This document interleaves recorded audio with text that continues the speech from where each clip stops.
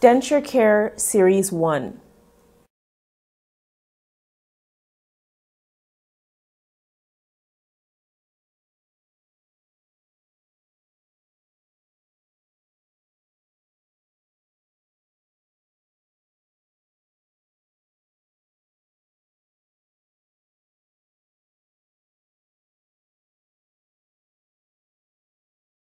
There are different types of dentures. There are complete dentures, as shown in the top row, and partial dentures, shown in the middle and the bottom row. When removing a complete upper denture, it is important to put your fingers all the way to the back as far as possible and then pull down. And then you can remove it at the front as shown on the right-hand side of the screen. When removing the lower denture, it's usually very easy to take them out. You just grab them at the front and pull.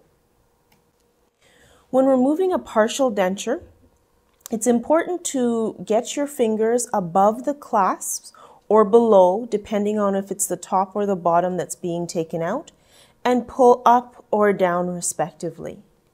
Dentures can build dental plaque, stain, and tartar. The reasons why it's important to keep a denture clean is because they can create infection in the mouth or sore spots. An unclean denture is associated with pneumonias. It can create halitosis or a smell in the mouth, and it can compromise the general health of an individual because of the accumulation of bacteria. The timing of daily oral care. In order to achieve cleaning twice a day, two things are required. You may have to change the time of day that the brushing is done, and two caregivers may be needed. So for the time of day, if a resident displays behaviors showing that he or she doesn't want the brushing done at the time the caregiver asks, leaving until a more suitable time of day may be required. Also, you could spend a lot longer doing the oral care as one caregiver, or you could wait until a time where you have two caregivers and get the care done faster and more effectively. The tools for denture care and oral care. There are many different brands of toothbrushes that can be used. The important thing to remember for a denture brush is that it should have two sides. One of those sides are a pointed side. The pointed side is to brush the insides of the denture. The criteria for a toothbrush is that it should have soft bristles. Some may wonder why a regular toothbrush is needed if the resident has a denture. Well, the first reason is because they may only have a partial denture. And if they have a partial denture, this means that there are natural teeth in the mouth. Those natural teeth require cleaning with a toothbrush. If they have full dentures, so therefore no natural teeth, it's very important that the gums and tongue are cleaned with a soft toothbrush. It is important to discard the toothbrush and denture brush after an illness. In addition, if the brush is frayed or dirty, it is no longer effective. It is also very important to clean the denture box. Every day, the box should be emptied of the solution that the denture was soaking in overnight, rinsed, and dried thoroughly. Especially the ridges at the top. This is an area where fungus and bacteria can grow, so it's important to get these areas cleaned. Of course, the denture box should also be replaced following an illness or infection. You may notice that toothpaste is not mentioned in any of the supplies. This is because the foaming action of toothpaste increases the saliva flow and the number of times an individual may need to spit. Also, the foaming action decreases the visibility for the caregiver, and if somebody has a swallowing defect, they can choke on the toothpaste. And for many individuals, the taste of the toothpaste is too strong for the residents, and so it doesn't appeal to them. So you can use something that does not foam up as much as toothpaste.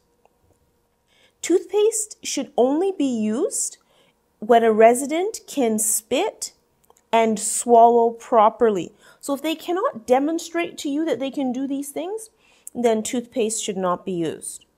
So, as an alternative, you could dip the toothbrush bristles in a mouthwash and brush with that, or you could use a product that's called Paravex. This is a gel that doesn't foam up as much and the taste is not too strong. Paravex does not contain fluoride. We know that fluoride is important to the oral health of everyone, including those in long-term care homes. Therefore, it's important to keep in mind that Paravex should be used for compromised individuals only. If an individual can cooperate to rinse and spit and they can swallow, then fluoridated toothpaste should be used. Denture labeling. As you may know, sometimes people misplace or lose their dentures. Or when they're going to the hospital, dentures may be removed from the person's mouth. If they're not labeled, they may never get their denture back. And to redo a denture for somebody who is in a compromised situation, it can be very challenging at times. Therefore, it's important to label the denture and the denture box and denture brushes. A dentist or a denturist can do this. A denture labeling kit can also be purchased and can be done by the home or facility. Tips for good denture care.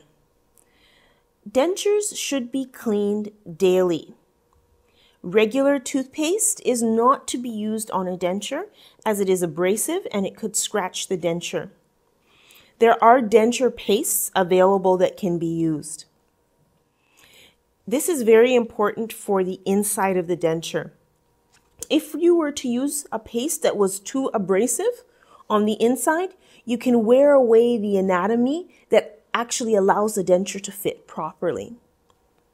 Something else that you can do to clean the hard deposits on plastic dentures is to use vinegar and water. That's half vinegar, half water.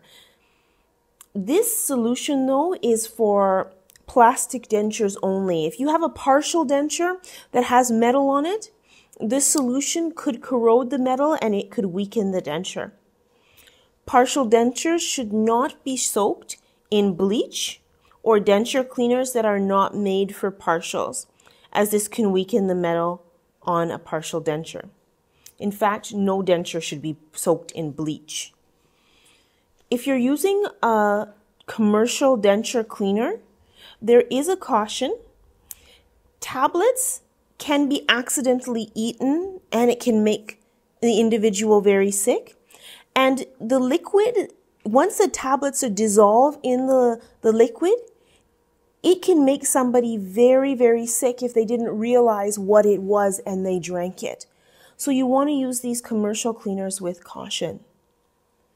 For the storage of a denture, they should be stored in a denture cup when they're not in the mouth, and you should use clean room temperature water.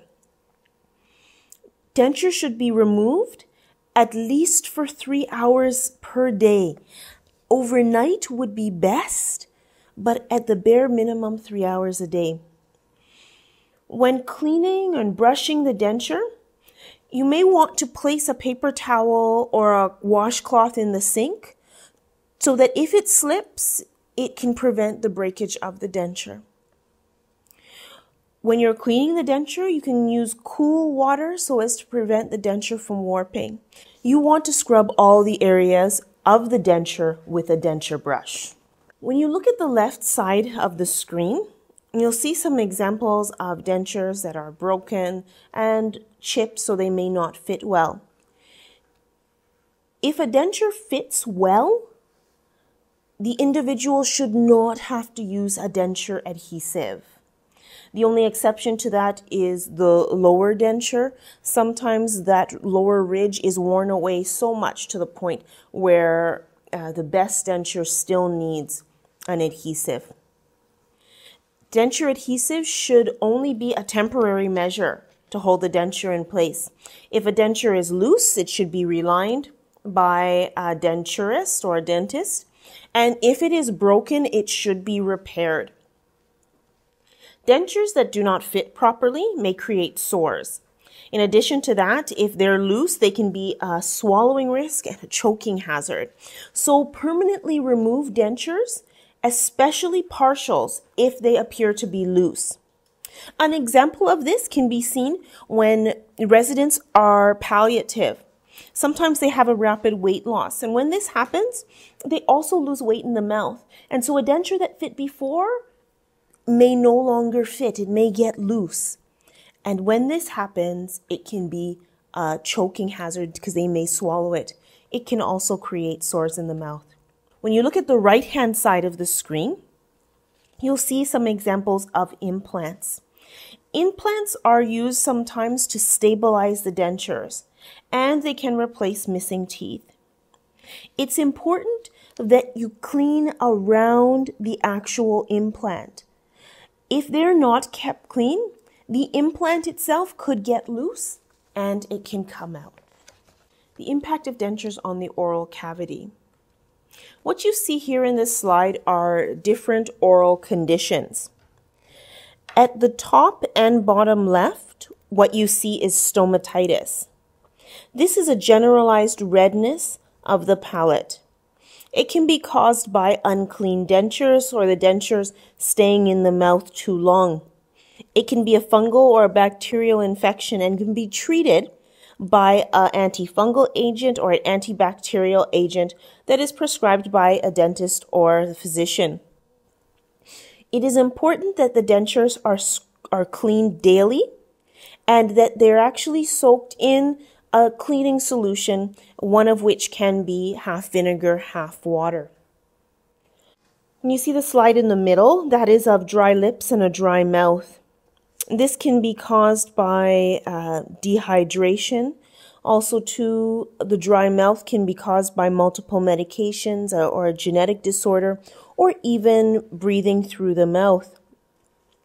The treatment for this would be using a solution that is water-based. So a water-based lip balm can be used. And even for inside the mouth, a saliva substitute that is water-based can be used. If they can drink water, drinking more water, chewing gum, and sucking on ice chips if they are able to. So it's important with dry lips and dry mouth to avoid anything that is petroleum-based, as this can clog the pores. At the top right-hand side of the screen is angular chelosis. This is characterized by red inflamed sores at the corners of the mouth. It can be caused by a fungal or a bacterial infection or even a vitamin B deficiency. Sometimes, too, it can be caused by an ill-fitting denture. So to treat this, either an antifungal or an antibacterial agent can be used. If there is a vitamin B deficiency, checking in to rectify this matter. And if the dentures do not fit well, having the resident see a dentist or a denturist to adjust the fit of the denture would be appropriate. In the lower right-hand side of the screen, you see candida or a yeast infection. This can be caused by a weakened immune system, the prolonged use of antibiotics, leaving the dentures in for too long, or certain medications. To treat this, an antifungal agent that's prescribed by a dentist or a doctor can be used. It's important that a new toothbrush is used when starting and stopping an antifungal treatment. Of course, the denture box and brush need to be replaced. And again, soaking the dentures in a solution of half vinegar and half water is important daily. The tools for an oral care program. When you look at the picture in the top left-hand side of this screen, you see an oral health assessment. This allows you to find what the baseline for the resident is.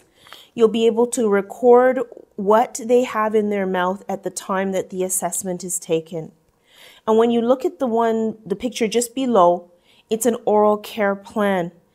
This lets you know exactly what each person needs to have done for them every day. That way, if you are looking after a resident that you don't normally care for, you will know exactly what they need, whether it is they need 2 caregivers, if they need 2 toothbrushes, things like that are noted on the daily oral care plan.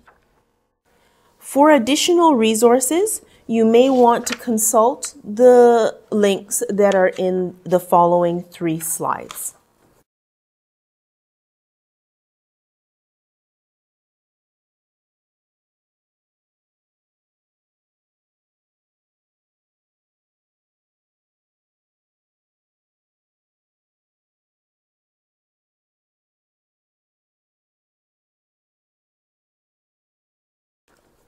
Thank you.